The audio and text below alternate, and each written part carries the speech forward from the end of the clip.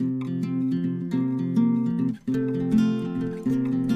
its introduction in 2001, the iPod has become one of the defining innovations of this modern era, as well as a cultural phenomenon. Business 2.0 calls the iPod one of the greatest consumer electronic scores of all time.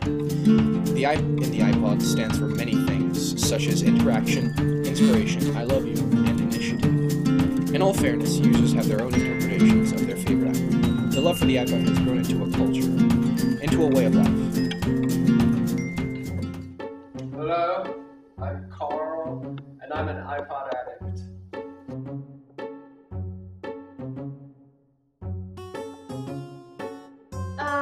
Hey, I'm Hattie Crafty. I'm an iPod addict. Hello, I'm Tony. I'm an iPod addict. Hi, I'm Jack. I'm an iPod addict. With iPod and music on the go, we develop a personal bubble. We are in our own little world, listening to our favorite songs. This separates us from the mass society and gives us a little getaway from the bombardment of conventionality. The iPod gives us a sense of control over our personal space. The user's experience with the iPod makes us happier with the feeling of control and confidence. iPod signifies coolness. It has become the item of our time. Like any accessory, it delivers insight into a person's personal style through model selection, color selection, and of course, our playlists. For us, iPod addicts, our playlist essentially defines who we are. iPods really make you cooler than you would otherwise be in any situation. I do a lot of running, and when people running down the street and I forgot my iPod at home or it's out of batteries and I'm running, people look at me and I know what they're thinking. What a stupid guy.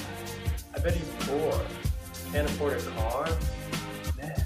But then, if they see me running like this, it's like, oh yeah, that guy's awesome. He's so cool. iPods just make you cooler.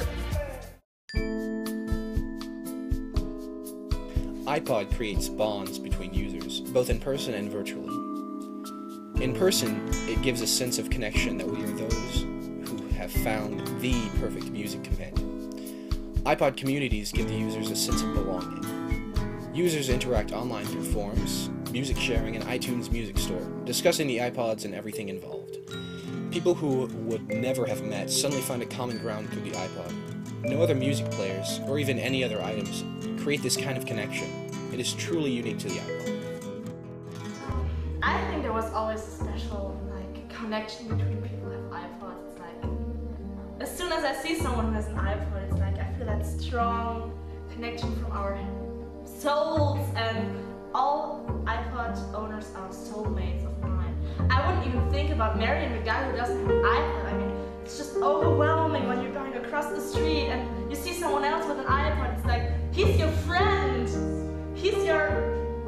It's like you knew this person all your life. It's just overwhelming.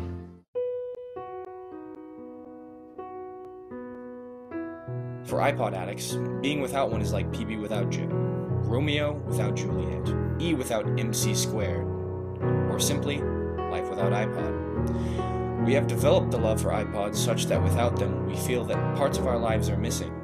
Again, this kind of connection is truly unique to the iPod. It doesn't work. See? It doesn't work. I can't go on like this without it. I used to listen to music all the time, constantly, in the car, in the hall, between classes, every night before going to sleep, every morning, waking up in the shower. It's gone.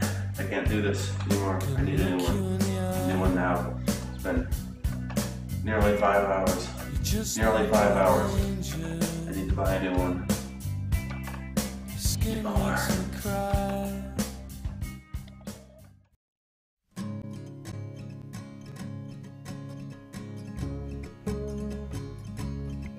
On the morning when I woke up without you for the first time, I felt free, and I felt lonely, and I felt scared. And I began to talk to myself almost just immediately